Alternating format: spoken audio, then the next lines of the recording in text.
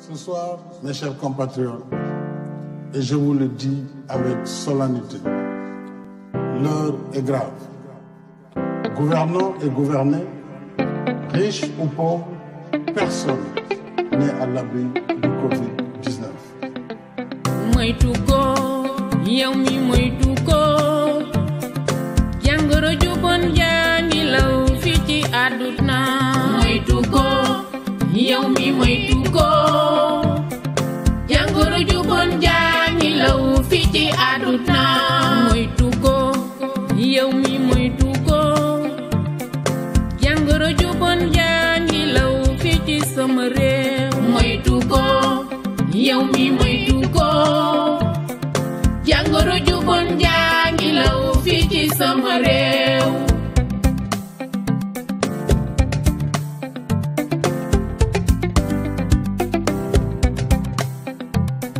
feebar bi du jaaxaan nasaraan bi gëstu na ba tey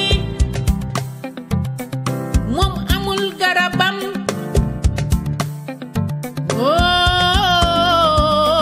jaaxal na àdduna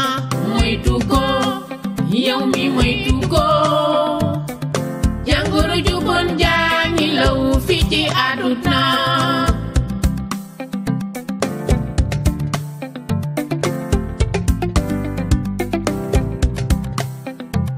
nañu déggal suñu njiitum réew te doyloo suñuy médecin respectons les mesures d'hygiène lavons nos mains moytu ko yow mi moytu ko jàngoro ju bon jaa ngi law fi ci àdduna moytu ko yow mi moytu ko jàngoro ju bon jaa ngi law fi ci àdduna moytu ko yow mi moytu ko jàngoro ju bon jaa ngi law fi ci sama réew moytu ko yow mi moytu ko jàngoro ju bon jaa ngi law fi ci sama réew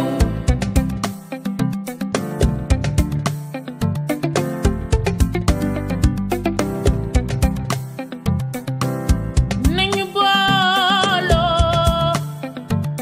booloo bokk ndey ak baay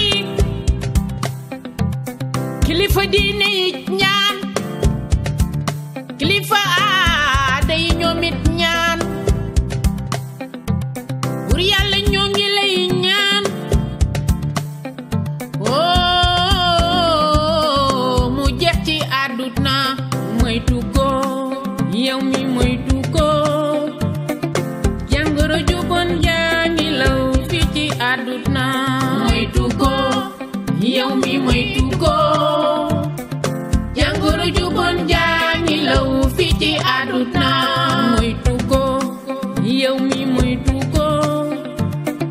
jàngoro ju bon jaa ngi law fi ci sama réew moytu ko yow mi moytu ko jàngoro ju bon jaa ngi law fi ci sama réew